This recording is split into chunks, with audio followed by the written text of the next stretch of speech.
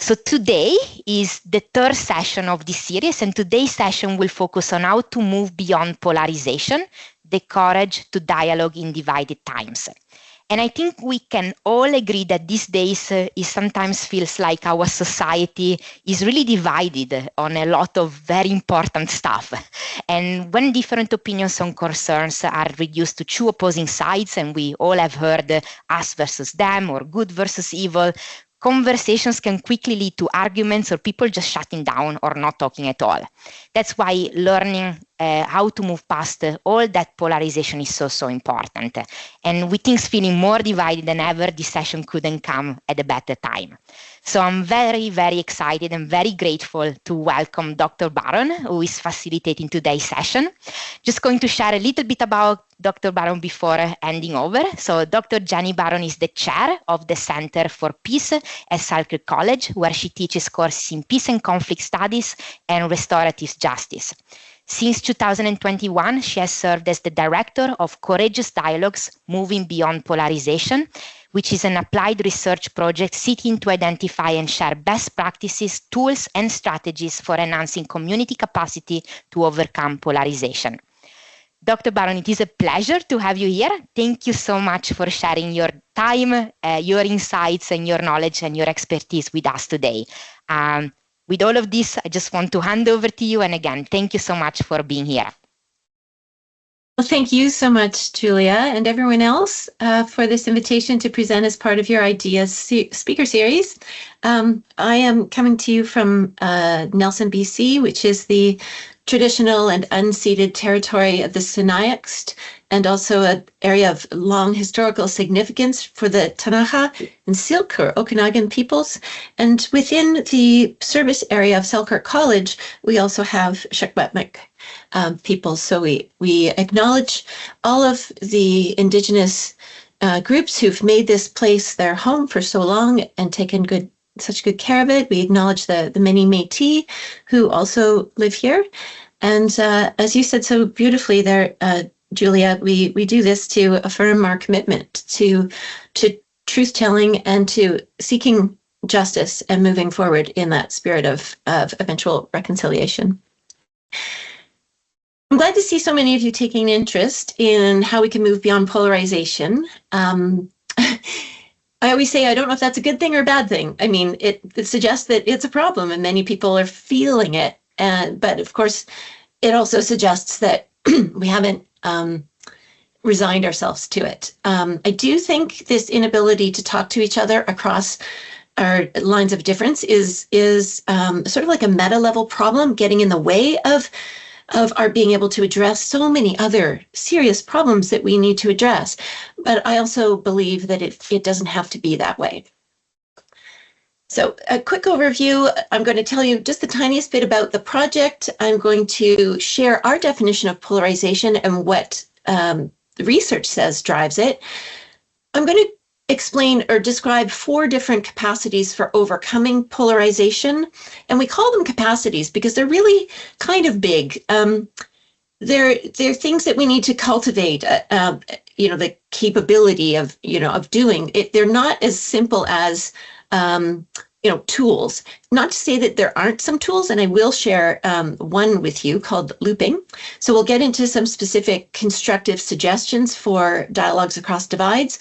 And then I hope we can have some time for discussion so we can see how this is landing for you and where it applies in your work. And I can leave you with some recommended resources. Okay, as Julia said, since 2021, I've been directing an applied research project on overcoming polarization. This is a partnership between Selkirk College, Capilano University in North Van, and Vancouver Community College. And we've also worked with 3 different nonprofit BC literacy organizations. This picture shows our team in 2023-24. Our goal has been to find out how polarization is affecting people in our communities and what they find helpful in trying to overcome it. We've had funding from the Social Sciences and Research Council of Canada, and we've produced some resources that I'll give you some links to at the end, and there are more still to come. Okay, so polarization. I trust that you have some understanding of it, and that's why you're here. It has become sort of a household word. And again, that suggests that we're all, experiencing it, but that doesn't mean we have the same understanding of what it means. So in our project, we define it as a complex social dynamic that occurs when an issue involving many different people, concerns, and opinions is reduced to two opposing sides. So here you've got there's two really important characteristics. The idea of binary thinking, that you have two ways of viewing something and they're opposed, diametrically opposed, right? For or against. But polarization is equally characterized by oversimplification. And I think this point is often missed. It's crucial that we not miss this point, because the issues that we're polarizing around are almost invariably complex, and they require a willingness to look at their complexity instead of draining them of all that, the nuance and all the stuff that makes it so hard to deal with these things. Another way binary thinking shows up is in the assumption, and we just do it subconsciously, I think sometimes, that every argument is a zero-sum game. If we are engaged, first of all, that every dialogue turns into an argument, which isn't necessary, but that when we get into that arguing mode, there's a tendency to think that if the other side, gets any recognition or support or is making a valid point, I can't admit that because it might be at my expense. That's what zero-sum means. Point for them, loss of point for me. And there's always this fear that acknowledging that someone else has a point or that things are not simply black and white might detract from our sense of what we know and our certainty about it.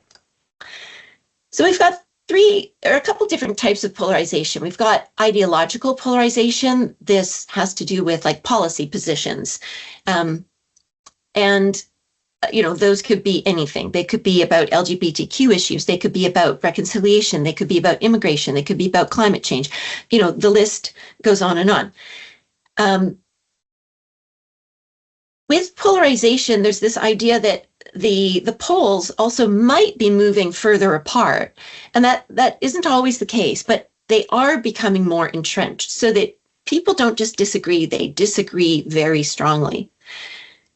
Of course, there is a whole field of possible positions between these poles, but what tends to happen when there's a polarized dynamic is that people who hold those positions in the middle feel they can't express them. They feel it's not safe. And so we see this collapse of the center and a loss of viewpoint diversity, which is really a loss for all of us. Then we have affective polarization, and I actually think this is a bigger problem. This, the affective domain, that's where our emotions are in play. This means that we're feeling hostile towards each other because of our divergent beliefs. So it's not the ideas themselves that are the problem as much as how we feel about each other for holding different ideas, how we feel about difference itself. There's a political commentator in the States by the name of Fareed Zakaria, and he says that our political differences are now seen in moral terms, such that people, this is a quote, people on the other side of the divide are not just wrong and to be argued with, they are immoral and must be muzzled or punished. Right? We've always had conflicts, we've always had disagreement, but this affective polarization, this is the bigger problem, and that's new. Polarization becomes downright toxic when the stories that we tell about others dehumanize them. And this, of course, is a dynamic that enables violence or engenders it. Okay, so what are the characteristics? Well, the very first book that I read when I was getting into this was one by David Brubaker called When the Center Does Not Hold. That's that collapse of the viewpoint diversity that I was just talking about. And it was about leading in an age of polarization. So he talks about 5 features common to polarized environments and how they affect leaders especially. So you might relate to this based on your various positions in the workplace. Personal attacks.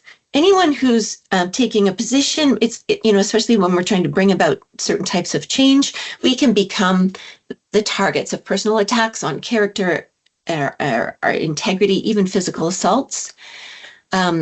Shifts in language. So instead of sort of rationally, coolly talking about costs and benefits of different policies or different ways of approaching something, we start talking in these for and against, all or nothing type of terms. Like we hear epic language.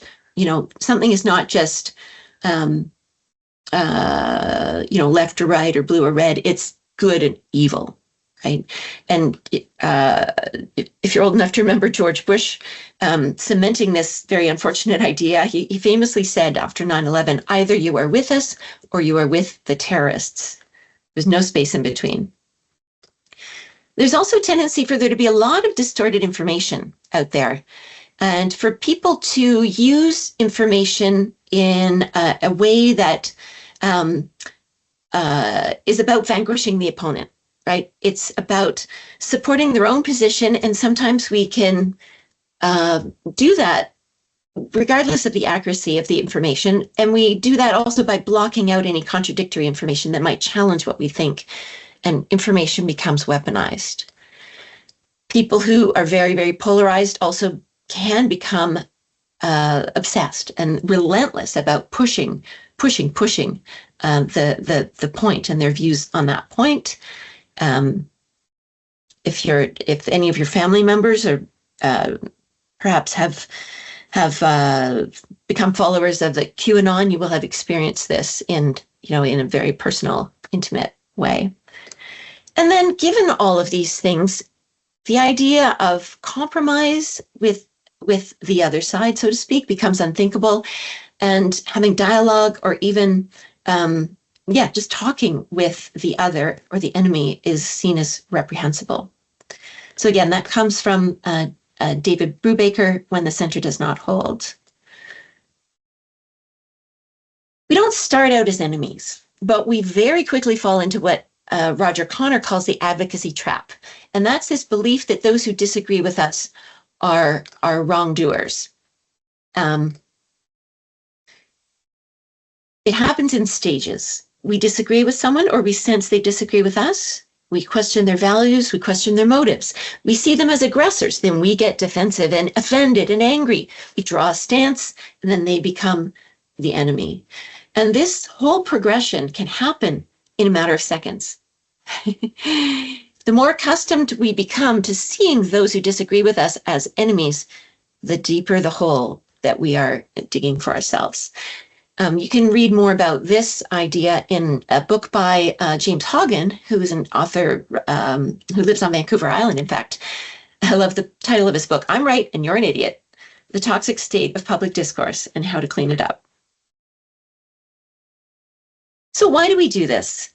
I'm going to share some ideas from an author named Monica Guzman. She wrote a book, one of our favorite books. And if there's one book that, you go away and read after this, I think it could be this one. It's called I Never Thought of It That Way, How to Have Fearlessly Curious Conversations in Dangerously Divided Times. And I give her credit because I kind of borrowed some of that, stole some of that for my title here. Anyway, we have these three tendencies that partially explain this behavior. The first is sorting. We like to be around people who are like us, so we sort into like-minded groups. The second is othering, and that means that we imagine that those who have a different opinion are an out-group. We come to believe that we're just fundamentally dissimilar, we have nothing in common, and we may even treat them as alien or inferior. And then we tend to isolate or insulate ourselves in silos. We put up walls to protect us from challenges to our beliefs. And what ends up happening is we just hear louder and softer echoes of our own voices, and it reinforces our existing attitudes. We do this, first of all, sorry, I'm going to go back. We do this for good reason. We're social creatures, and this sorting, othering, and siloing gives us comfort when things feel out of control. We want affirmation. We want to know who's with us, who's against us. But this can also lead to overestimating how different we are from people on the other side of an issue. And sometimes we assume that everyone who is on the other side of an issue that's really important to us is actually the most extreme version, or they believe the most extreme version of the belief that we feel runs counter to our own, when really it's only a very small percentage of people on both sides that are way out at the extreme ends of the poles.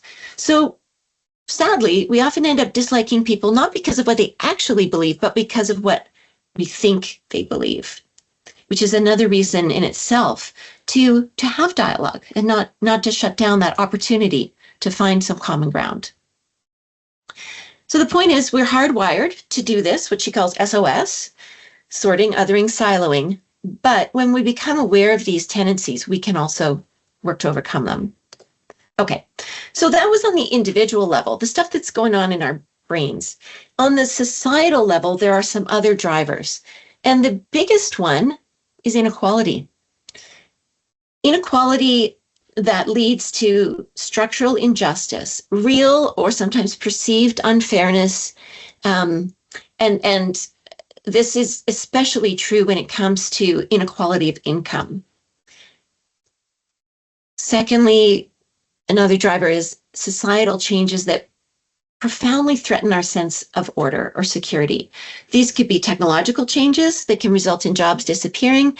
They can be demographic changes that happen with immigration, increased immigration or certain immigration trends, cultural shifts to new ways of thinking, or existential threats, such as we felt under COVID and as many of us are feeling under climate change.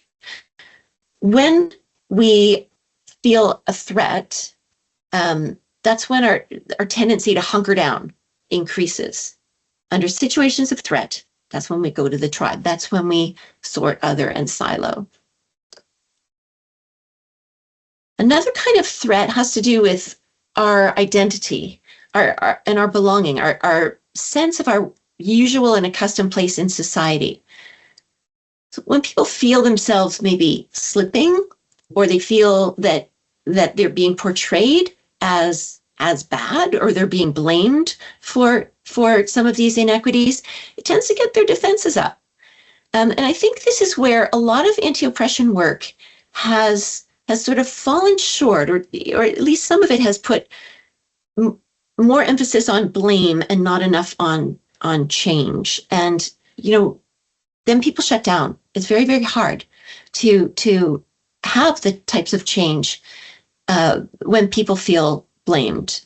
So we need to think about how we bring everybody along, how we send the message that we're in this together. Then we've got the conflict entrepreneurs. I love this term. Conflict entrepreneurs are individuals or organizations who are manufacturing or perhaps just worsening conflict for some kind of gain, whether that's political power, fame, or money. They're doing it because they're stirring the pot, because they get something out of it. So an example would be hyper-partisan media. Media outlets for a long time have realized that outrage drives ratings. And so instead of competing for attention by trying to be more accurate in the reporting of the news, some years ago, they began trying to compete by differentiating themselves by not even aspiring to objectivity. Instead, taking really explicit positions on issues or on figures like Donald Trump, and then competing more in the entertainment realm. Could they generate more outrage than their competitors, that sort of thing?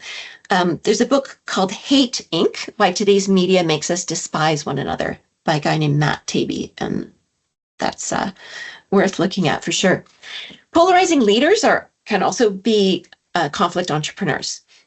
They identify grievances that may be legitimate, and they give voice to them, they amplify them, and they capitalize on divisions that serve their interests. So instead of trying to bring people together, they use fear to seize power, and they thrive on maintaining a sense that there's a threat, or sending the message out there that everybody is under threat, and they are the only ones who can rescue us, right? The strange thing is that as extreme as someone like Donald Trump is, and I take him as just the most obvious example right now of a polarizing leader, he's not the root cause of polarization. He and other conflict entrepreneurs are symptoms of a problem that's been growing for at least 50 years because of all these other things that I mentioned: inequality, changes producing insecurity, threats to identity and belonging. Now, if we add to that an articulated grievance, like something is unfair and it gets expressed, and it may well be justified, it just acts like a match thrown on this pile of dry tinder. And that's where we end up with extreme polarization. Okay, so what can we do about it? I'm going to share 4 capacities we can all cultivate. And the first one is conflict resilience. Conflict resilience is exactly what it sounds like. It's an ability to endure or persist in conflict, which is for most of us a pretty uncomfortable situation, and an ability to recover from conflict after it happens. And this is because conflict is inevitable in every human relationship. Sometimes when we're in a conflict, we feel like we're failing somehow, but conflict is as natural as breathing, and it is necessary. It doesn't have to be destructive. Some conflict can be a catalyst for growth and for change. Has anyone, and I don't know if I'll be able to see all your hands go up here, but if has anyone had an experience where you worked through a conflict in a relationship or in a work team, and you actually came out stronger the other side for having had that conflict? Yeah. It's not always fun. I mean, it's rarely fun, but it can be done well. And so we often say in my field of peace and conflict studies, we're not about trying to get rid of conflict. We're about trying to do it better. So here's a few tips that I think can help create a container for healthy conflict. Some things that we can remember. Sorry, forgot to tell you about that. Of course, the reason why you would say, if you have had this experience, that conflict can lead you to a better place is that when we're engaged in a healthy conflict, we might be clarifying our views, finding out really what another person thinks, recognizing assumptions, and then being able to work together better as a group as a result. Anyway, back to the tips. The first thing is we need to remember that listening does not require agreement. If we listen to someone, we are not saying, I support and endorse every single thing you're saying. All we're saying is I hear you.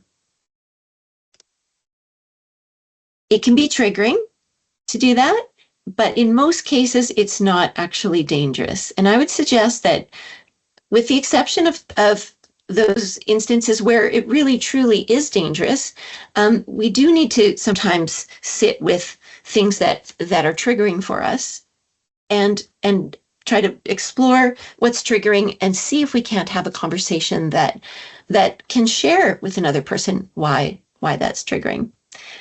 It's, of course, everybody's right to decide where that line is, what you can tolerate, and to not feel like you have to listen to someone who's saying really offensive things. You need to always gauge your mental well-being, your emotional well-being, and decide if you have the energy it takes to invest in this.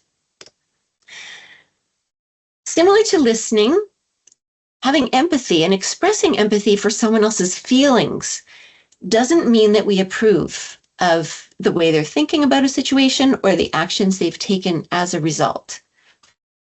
We can empathize with frustration, with grief, with anger, with hurt, even if we see the situation kind of differently, and we might think, well, I don't know why they were hurt by that. I see it differently, but then we just need to focus on the feeling.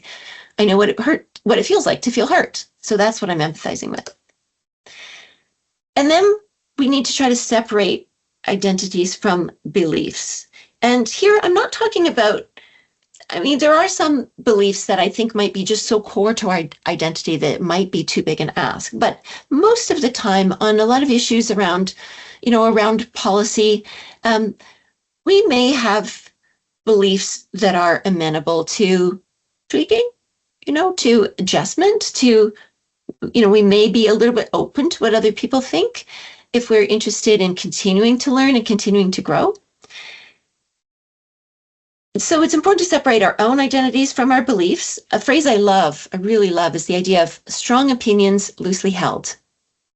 I can have my strong opinion, and at the same time, I'm not wed to it. If I'm wed to it, then I'm going to feel like anyone who challenges that idea is actually challenging or attacking me. So I do want to try to imagine holding my belief out at a little bit of a distance from myself. It's also helpful to remind ourselves that knowing somebody else's identity does not mean we automatically know what or how they think. If we know that a person is of a certain ethnicity or religion or from a certain part of the world, we need to resist making assumptions about what that means about their politics, about some sort of geopolitical issue. And then we need to remember that we are not our ideas. Like I said, if we can separate those two things, we can tolerate conflict better, because we can realize that, hey, a person can disagree with my idea, or I can disagree with theirs, and we can still like each other. Okay, the second capacity for moving beyond polarization is intellectual humility. No matter how smart we think we are, each of us has only an incomplete picture of the whole. If you imagine it to be a gigantic jigsaw puzzle with infinite numbers of pieces. I like to tell my students that intellectual humility is the best way to get smart fast. And what is intellectual humility? It's this willingness to recognize that there are limits to our knowledge and that we can appreciate others' intellectual strengths. And it doesn't mean that, again, it's not a zero-sum game. It doesn't mean that we don't have intellectual strengths. It's also the recognition that our personal beliefs might be wrong. Not always, not necessarily, maybe just occasionally, right? But this allows us to be free to grow and change our minds. And it encourages us to allow others to do the same. I think one thing that's very unfortunate in the polarized environments we often are in these days is that people are being condemned for views they held 20 years ago, or something they said 20 years ago. I don't think any of us would like to be held to things we said 20 years ago, unless we are so sure of ourselves and so sure that we knew everything 20 years ago that we know now. And so backing off on that, that tendency to, throw stones, I think is a really important part of this intellectual humility. Okay, the third capacity is that of genuine curiosity, which starts with accepting that meanings may not be shared. When we start to be curious about the meanings that certain words or ideas hold for other people, we might find out that our divergent positions are actually rooted in divergent understandings that we didn't even know about, we weren't aware. Instead of assuming that we're understanding keywords in the same way, we can stop and ask, what does that word mean to you? Or when I hear that word, this is what I think of. Here's an example, and this is a very specific instance of polarization.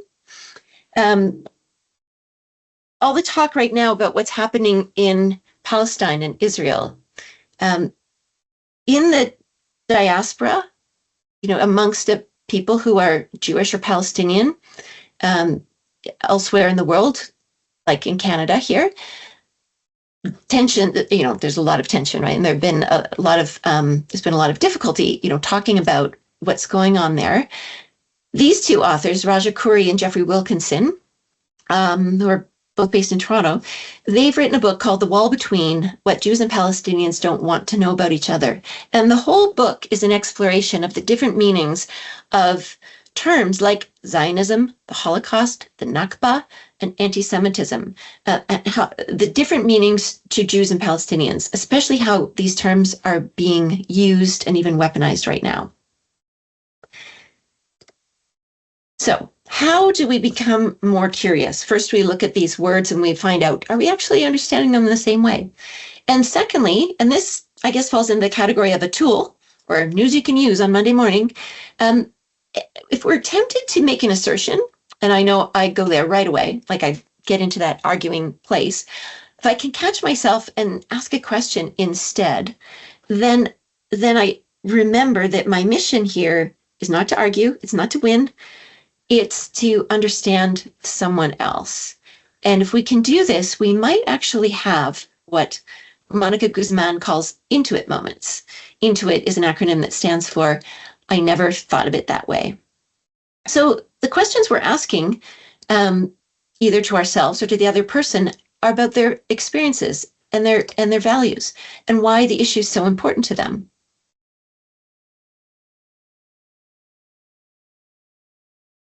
What we're trying to do here is break this binary way of thinking that I mentioned at the beginning, because complexity is one of the first casualties of polarization. In a very uncertain world, which we live in, simple answers are really easy. And in 120 characters, you can get some really simple answers to very complex questions. So what we're trying to do is move away from that by complicating the narrative. We're looking for shades of gray. We're trying to populate the field of possible viewpoints or potential solutions to a problem with more than just two possibilities. Another recommendation I would make for you is an article called Complicating the Narratives by a journalist named Amanda Ripley. She says, she writes for journalists, but it's applicable to everybody, really. She says, we need to stop trying to iron out all the inconvenient facts that don't fit a simplified narrative arc and just admit where there's uncertainty. And that's the only way we can do justice to the complexity of really big social issues. And to do this, we need to invite diverse perspectives into the conversation, if not literally or in person, at least in our imaginations. Imagine multiple positions and do it with some generosity of spirit, not by setting up what's called a straw man argument, which is where we represent what another party thinks, but we do it in a way that intentionally makes them look bad, but with a really sincere attempt to understand. Okay, and the fourth capacity is empathy, and it is something that we can develop. Some people may be naturally more empathetic than others, but we can strive to become more capable of feeling and showing empathy. There are two kinds of empathy, or two aspects to it, I guess. The first is cognitive, and that's our ability to sense and understand in our heads what another person's feeling and what's happening for them, why they're feeling that thing. And then there's the affective, which really is about communicating through our body language, our tone of voice, and our words, that we've understood their feelings. We're responding appropriately to those thoughts and feelings. We don't have to go quite as far as this doctor here to demonstrate our empathy, but again, we can think about how another person's feelings would feel for us, again, separately from whether we agree with them or not. So where does empathy fit in here? There are a lot of different places. And I think the first priority when we're talking about, if we go back to IDEA, we're talking about inclusion and diversity and equity and accessibility.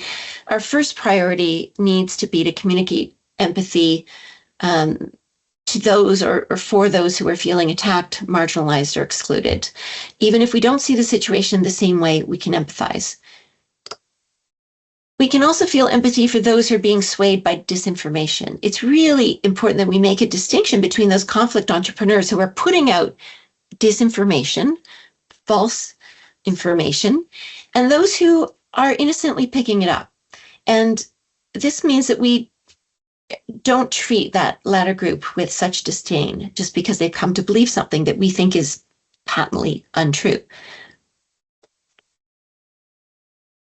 There's an academic by the name of Loretta J. Ross in New York City, and she wrote an article. It was an op-ed in the New York Times. I think it was called "I'm a Black Feminist and I think call-out culture is wrong." It went viral. It's a big one. And she talks about an alternative to calling out, which is public shaming, and she calls it calling in. She says it's a call out done privately and with love. So it's very different. There's no shame involved in that. And This might be an approach to take with someone who you think has been swayed by disinformation that you feel is really harmful, either to you or to someone else or other people as a group. She also suggests that if we want to do this sort of calling in, or we want to have a bridging conversation with someone, that we think about our circles of overlap with that person. And this goes back to the idea of how much energy we have to invest in these sorts of things, and how much we also need to take care of ourselves. So she says, the mistake a lot of progressives make these days is that, with someone that we have a 90% overlap with, we fight over that last 10%, right? That's not where we should be putting our energy.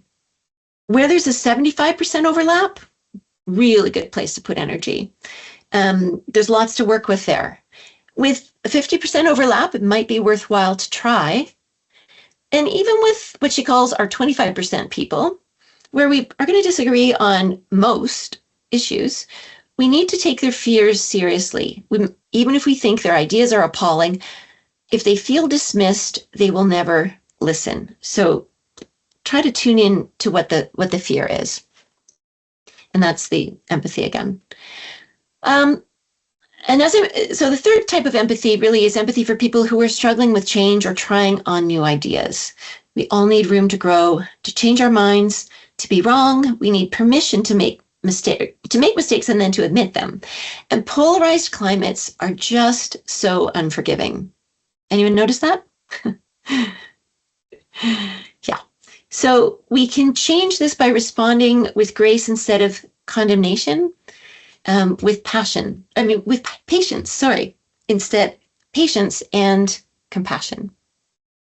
I think that those of us who are in progressive movements or are championing ideas, like progressive ideas for change, we seriously need to ask ourselves whether we want to keep policing the boundaries to keep people out if they're not in perfect alignment or they don't know the latest linguistic conventions, or if we really want to grow movements and bring more and more people into supporting new ideas that may be uncomfortable, then we need to focus on creating on-ramps to movements for social change, more on-ramps and not fewer. We can't do that by criticizing people.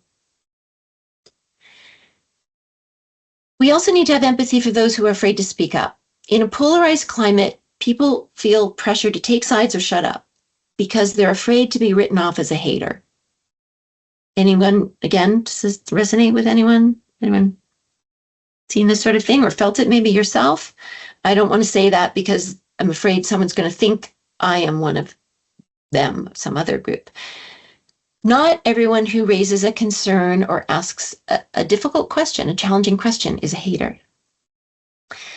And then finally, empathy for the humanity of those who, at the end of the day, still think fundamentally differently from us, from you, from me, and we may think differently as well.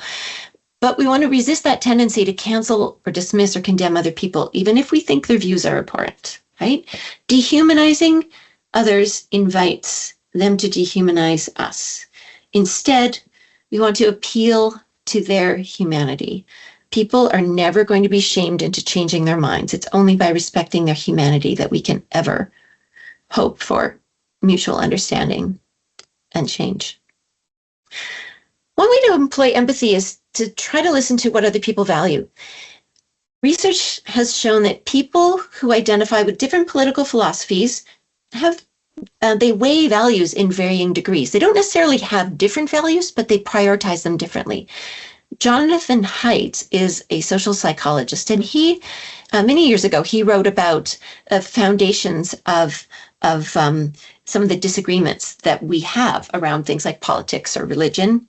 And he says that universally, we have just 6 moral tastes, and they're influenced by our genetic predispositions and our life experiences.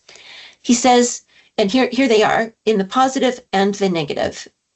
So on the positive side, those 6 tastes are care, fairness, loyalty, authority, sanctity, and liberty. And he says, on the negative side, you can see sort of their opposites. And these are the things that would get us most agitated: harm, cheating, betrayal, subversion, degradation, and oppression. He says that people with liberal leanings tend to be most conscious of the first three values, while people that are more conservative leaning tend to be most conscious of the latter three, but they pay attention to all six. Where we run into conflicts is when we try to get other people to value the same things that we do to the same degree and with the same priorities. There's some other research along the same lines that was conducted in 82 countries and found 10 common human values. This is called the Schwartz theory of basic human values. And one of the takeaways from this work here is that we tend to judge the motivations behind other people's beliefs on the basis of our values, how we weight and prioritize values. And then we develop a bias that blocks our curiosity. So we need to stop assuming that people who disagree with us don't value what we value. They may, it just gets expressed differently. Or it may be that, the number one value for me is fairness, and the number one value for you is liberty, something like that. So we direct our curiosity to we don't say, oh, they have no values, or they don't care about the things I care about. We just say, what do they value more? Okay, so if we bring all of these understandings together, what can we actually do differently to have courageous and constructive conversations across divides? There are a lot of things, but for today, I'm going to leave you with this as a tool that I think is really, really helpful and beautiful when it's done well. And to be honest, I'm still working on learning. It's about a better way of listening, and it's listening to understand. And we listen to understand by activating that capacity for curiosity.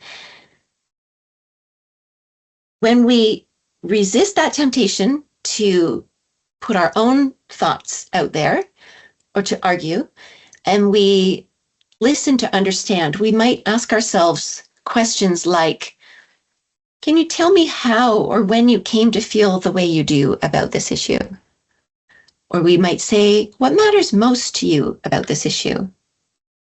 Or what would you like me to understand about your perspective? Is there anything you're afraid I'll get wrong? We might say, is there anything you find frustrating about how your side is seen? We might ask, is there anything about this issue that you think might be more complex than it's being made out to be? And if there's trust, if there's a strong relationship there, we could even ask, are there any areas where you might feel some doubt or disagreement when it comes to your own group's position on this issue? Then we might also want to say, where do you think or hope that you and I might find common ground? When you choose to listen in this way and ask authentically curious questions, you're not committing to changing your mind. You don't have to. You just need to be really open to understanding theirs. Now, there's a technique for doing this that's called looping. And Amanda Ripley, who is one of the authors, I think, did I mention her? Anyway, I'm mentioning her now. She's also a journalist. She wrote this book called High Conflict, Why We Get Trapped and How We Get Out. So she's in dialogue here with someone in an interview, and I've just taken an 8-minute excerpt from this video that I'm going to show you, and they are going to demonstrate looping. Okay? You talk about this idea of looping, and you wanted to demonstrate it with me as your victim, not victim, partner. We're on equal footing. Tell what is looping? Yeah. Okay. So I like to talk about this because it's like something news you can use like tonight, this afternoon. Some people may know about different active listening techniques. This is one that Gary Friedman actually taught me, the conflict expert, and I've now taught hundreds of journalists this. So most of us who do interviews for a living think that we're pretty good at listening. And that's certainly what I thought. And I went into these trainings and realized pretty quickly that there's a whole like varsity level of listening that I just was not aware of. And it's not just like nodding and smiling and saying, I hear you, you know, it's showing with your words that you're truly trying to understand someone, even if you totally disagree. There is a difference between agreement and understanding, right? So looping is a technique that basically has 3 steps. First, you listen to what the person is saying, and you really listen for what seems most important to them, which is very counterintuitive for journalists, I found, not to you. And then you distill what they said into the most elegant language you can muster, play it back to them. And then this is like really easy to forget. You check if you got it right. Like with genuine curiosity, which is also hard for journalists. But you ask, you know, is that right? And if they say pretty much anything other than exactly, means you need to keep working. And it's an iterative process where you say, oh, okay, what did I miss? And then they'll tell you more. And in the research, which is really cool, when people feel heard in this way, they tend to say less extreme things afterward. They're more open to information they didn't want to hear, right? They acknowledge ambivalence that's internal, which is where the good stuff is, right? Especially for journalists, but for any conflict. So I use it as a parent all the time. I use it at my best when I'm arguing with my husband. We both use it. And it does slow down the conflict. And it's kind of like this key to the kingdom, because it makes the other person kind of lower their guard a little bit. So it's a big deal. I'm going to practice it here with you, and then we'll do Q&A. But so I'm going to ask you a question, and I'm going to try looping you. Okay. And we'll see how it goes. Okay. So this would be different from how I would interview you 5 years ago. Okay. So I use this now in all my interviews. Okay, David Platts, good to see you. Thanks for being here. Can you, I'm curious, like we're talking about conflict today. What's one of the silliest things you've argued about recently? Like, you know, we all have conflicts that are on the surface seem very silly. One that I've argued about recently and argued over the years that's silly is pandas. I just think pandas are an incredible waste of emotional energy of the public. They're a waste of public resources. We spend. I'm sorry, you said pandas, like the animal? Pandas, okay. The animal. I do live next door to the zoo, and one of the things that happens when you live next to the zoo is you go to the zoo a bunch. And I grew up in DC and went to the zoo a bunch. And you're dragged whenever you go to the zoo. You're dragged to see the pandas, and the pandas are like they have this reputation of being beautiful and cute, but they are ill-tempered. They just sit lumpishly. They don't seem to want to survive as a species. So we spend gazillions of dollars. The world is spending gazillions of dollars, better spent on almost anything else, trying to get this species to reproduce itself when they clearly don't want to reproduce. They don't want to live. And we, you know, the National Zoo and the other zoos pay an enormous rent to the Chinese government or to Chinese authorities to get these pandas. And yet the reporters, the public, you know, your average school teacher goes gaga over these dumb animals. And I'm just like, let's spend some time loving an animal that wants to survive and that like does something.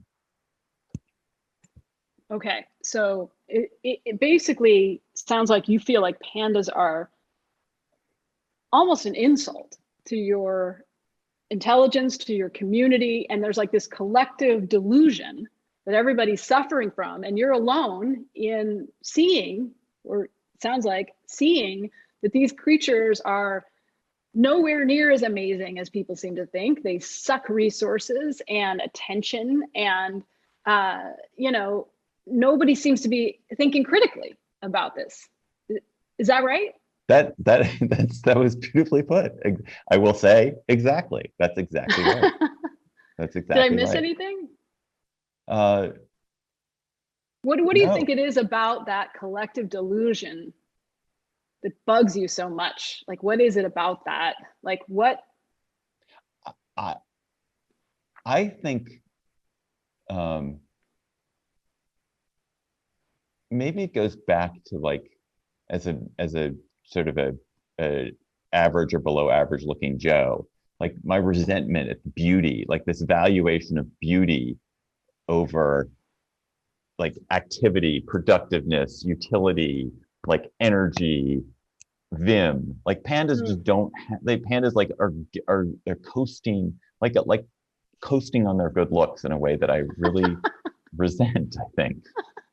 Yeah, so it's like the popular, jock in high school who just like everything comes easily to him. He doesn't have to, actually do the work and be, think critically and do the things that you should have to do to garnish that kind of respect in society and power. Is that right? Yeah. Yes. And last question, if you were to wake up tomorrow in this panda delusion, like somebody waved a wand and took us out of this collective spell we're under with pandas, what would that look and feel like? It would look in it would just be the panda. Not every sign at the zoo would point you towards pandas. It wouldn't. The Washington Post wouldn't write 17 stories every time a panda burped or farted, and there wouldn't be the zoo. Like there would be some other set of charismatic, interesting animals that were getting attention at the zoo and attention in the world. It wouldn't be much of a change in the world. But it would feel like things were a little bit more right-sized, like as far as the meritocracy of animals. Exactly. Okay, so how did that feel to be looped? Did you see what was happening there? It was great. It was awesome. Because usually people just like, it's such a cranky, stupid position that I had that usually people just make fun of it. But it was great. It was great. Right, like they laugh or they're like, oh, David, I love pandas. That was well, that was fun. Thank you for letting me. So you can see that I'm trying to really be there with you. It doesn't, and by the way, you didn't think that I agreed with you, did you? I kind of did. Oh, you did? I kind of did. Yes. Okay. Which maybe that's a problem. Yeah. Well, I don't know. I mean, I definitely felt heard. I really felt heard. Yeah. Okay. So a couple things I'd love to point out to you here. The first is, do you see how this goes much further than paraphrasing? Right? So in paraphrasing, you are just finding some synonyms to reflect back what someone has said to you. And you might check and see if you got it right. But it's staying on that sort of cognitive level. Like, here's my slightly different way of saying what you said. It's very important because sometimes we haven't heard people correctly at all. But there's a second thing that she does, and that's, I think she focuses right in on the emotional level, right? Right away, she says, you see pandas as an insult, right? And then she talks about this collective delusion and says, you're all alone. Okay, these are feeling words again. And then she names his resentment. And how did he respond? Anyone? I mean, you're welcome to unmute yourselves if you have anything to say. Anyone? He responded, obviously, very positively, almost like he was surprised to be understood that well. And he felt heard. But she peeled the onion, right? She didn't just reflect back. She peeled the onion. She went deeper. And even to the point of saying, what would you imagine, or what would you like to see if this problem went away? What would the world look like? Right? So it's a kind of dialogue that also moves things forward, and they come to a much deeper understanding.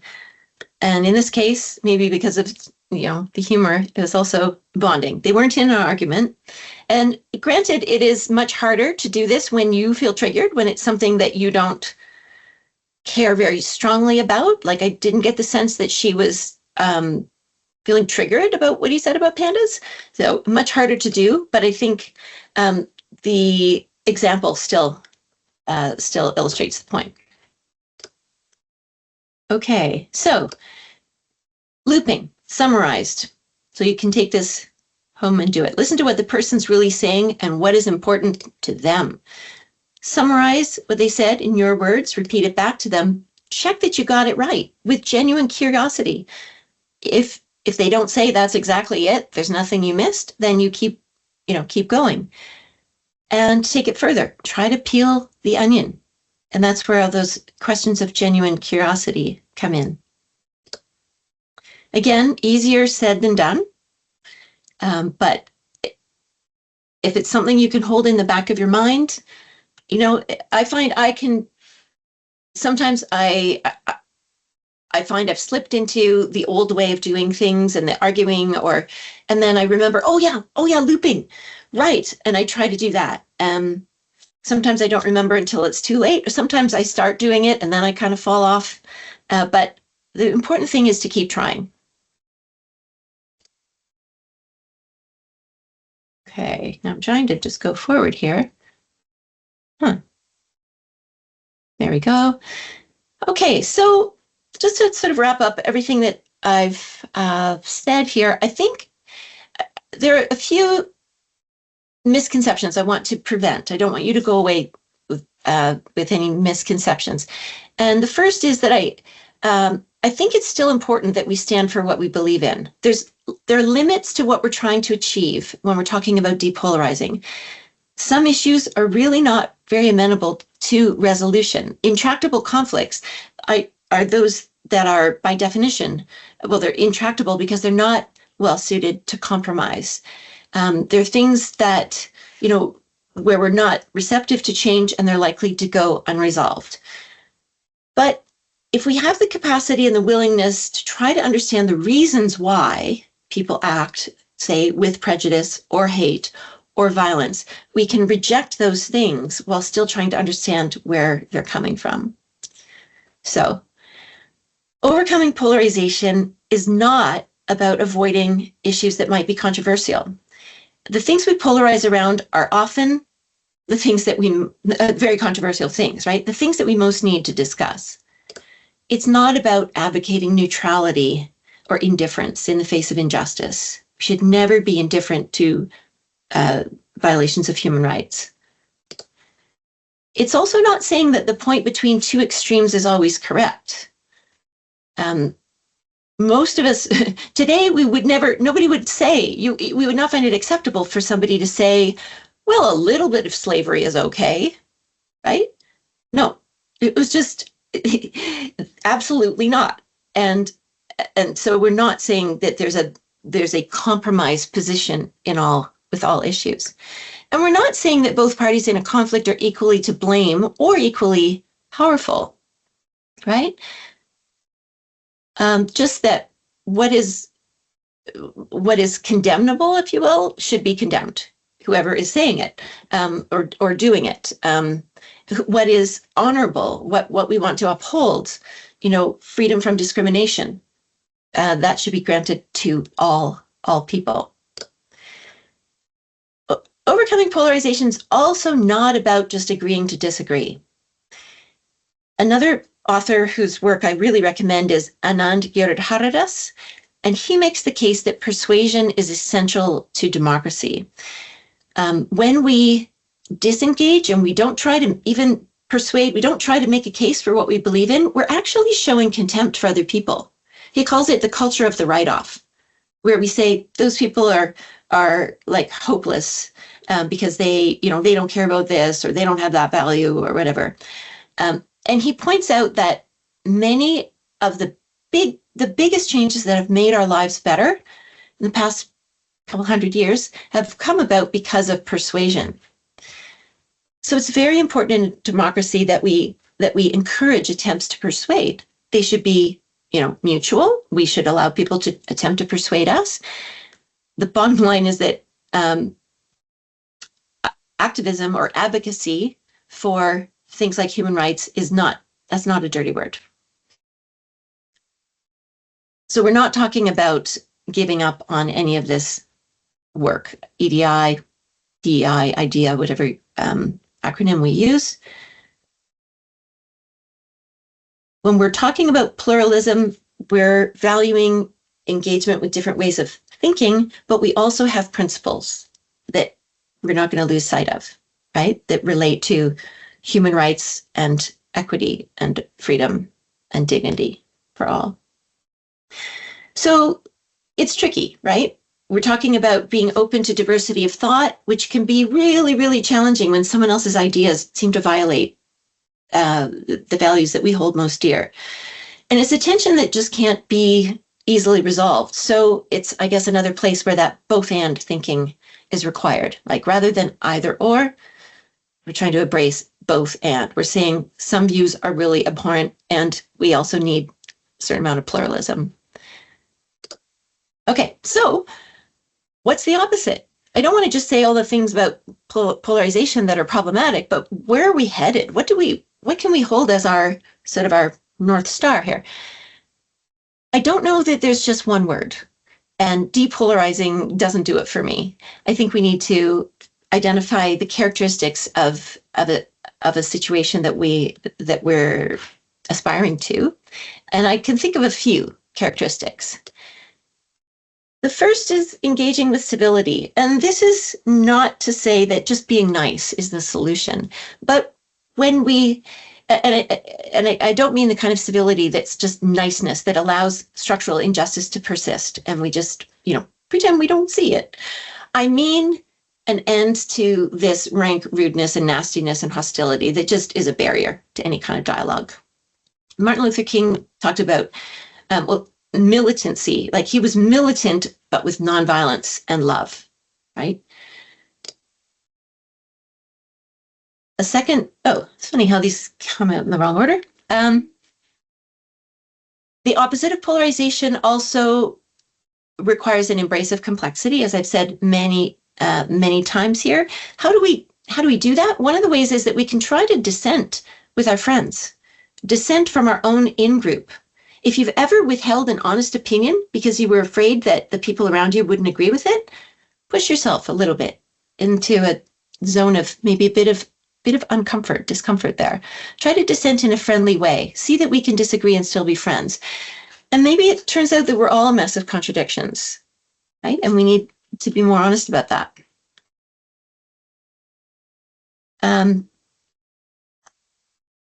Going beyond polarization involves rebuilding that middle ground, breaking the binary, and we can do this by incomplete agreement or disagreement with something. We might say, well, I get that part of it, but I'm not sure about that part of it, right?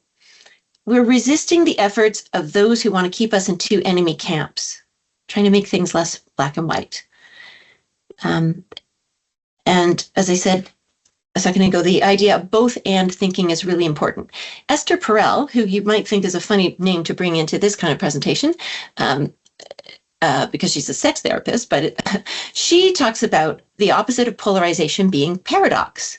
And that's just the idea that two things that are being held in opposition can both be true.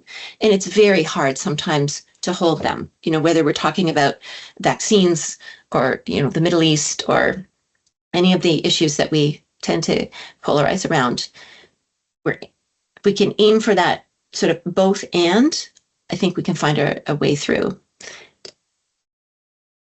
And then finally, it's seeking connection across these lines of difference, cultivating relationships. When we don't know the other, we imagine and we fill in the blanks. So we might assume that someone who disagrees with us is the most extreme example of people who think that way.